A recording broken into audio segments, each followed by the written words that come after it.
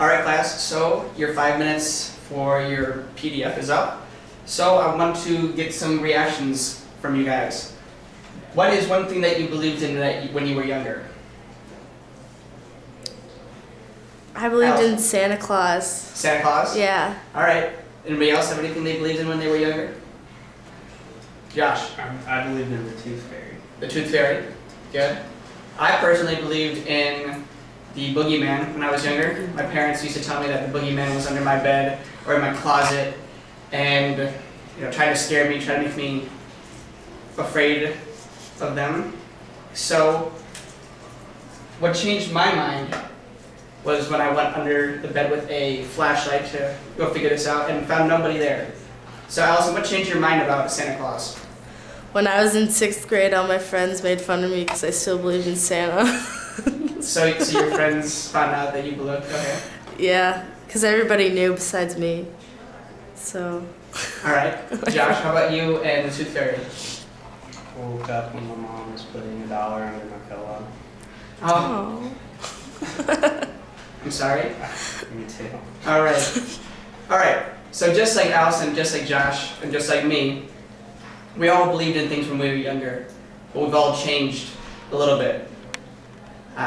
This is true also, as we know, in The House on Mango Street, since we just finished reading it last night.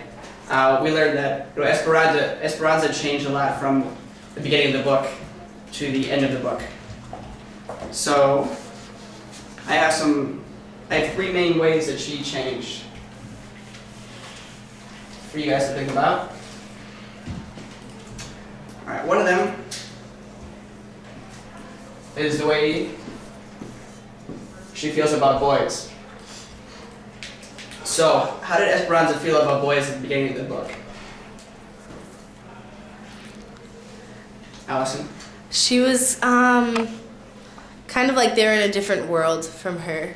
Like she said something at the beginning about how she had brothers, and inside the house they were friends, but outside they were 2 different worlds. Like her and her sister, and then her brothers were, and they just didn't hang out together or anything like that. Okay. Josh, do you have anything? I feel like she kind of thought that boys were not necessarily a different world, but like not even the same kind of species as her. Like she kind of talked about how everything they did was like strange and so different from what she cared about. Okay. So how did this develop throughout the book? What changes did we see in Esperanza and how she felt towards boys throughout the book? Well, she definitely goes through puberty, I guess. She gets hips. There's that whole vignette about hips, and then they talk about why girls get them, and then they're playing jump rope or something like that, and it seems like boys are becoming a reason that girls are how they are, as opposed to just being completely separated. They're starting to come together, understanding how they will become together at the end. Okay. So how does this relate to the way she feels towards boys, though? So she gets hips, but how does she feel about how do the boys relate, or how do the hips relate to the way she feels about boys? She wants them. She wants the hips because the boys notice them. They're like. She wants to attract them, I guess. Okay, so she wants boys to notice her, right? Mm-hmm. Okay. And this is normal for girls, especially growing up. They want to be noticed by boys, and boys want to be noticed by girls.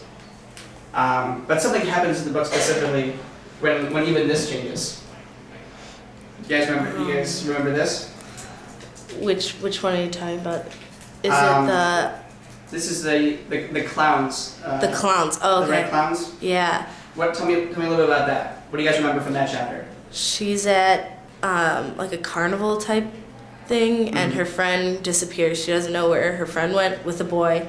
She went somewhere with a boy, right? And then all of a sudden, I think it's a group of guys come, and I'm pretty sure they either rape her, or they just make out with her without her, like they sexually harass her at least, Okay. if not violate her. So she's kind of forced into the situation. So it goes from being noticed to being like kind of assaulted.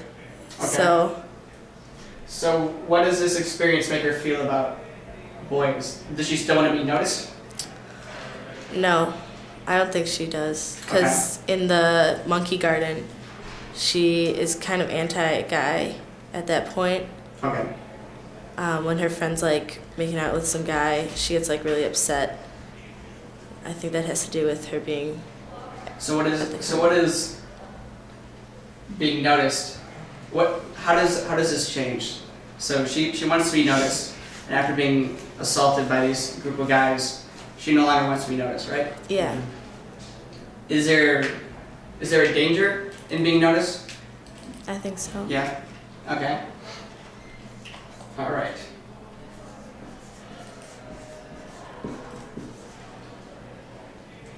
In her looks, I guess we can say. Yeah.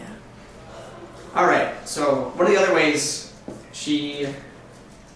Esperanza changes throughout the novel or the book?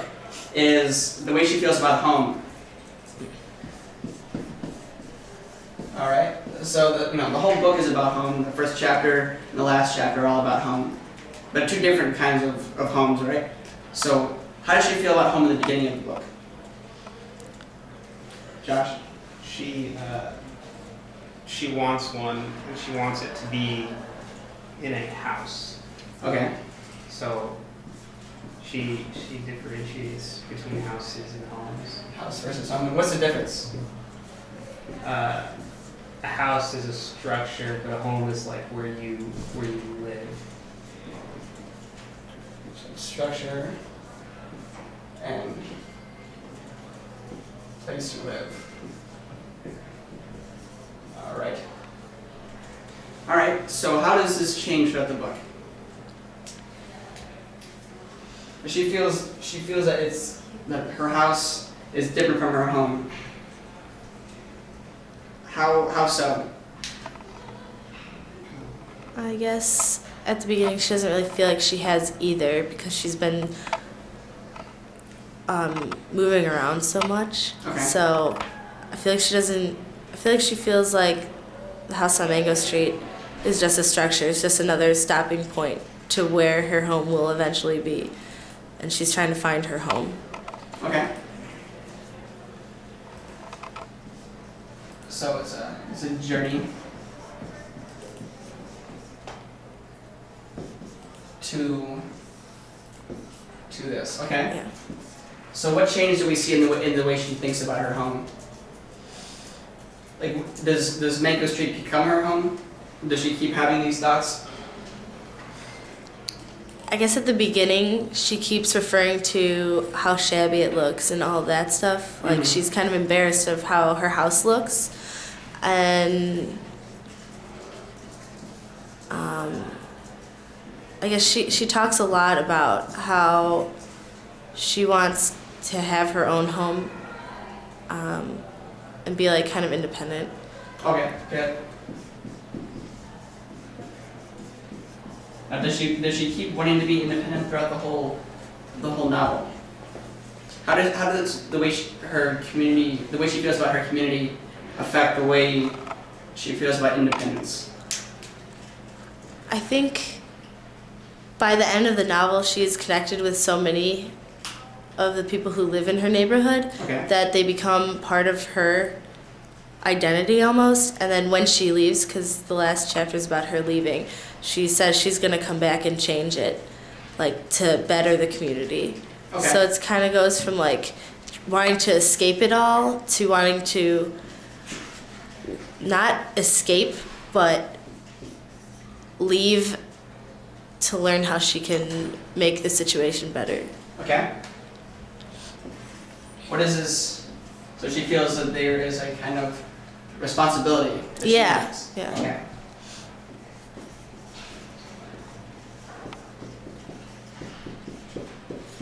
Are there any specific instances where we see how she feels about this responsibility, like what her responsibility is to her neighborhood? Josh? Uh, Time.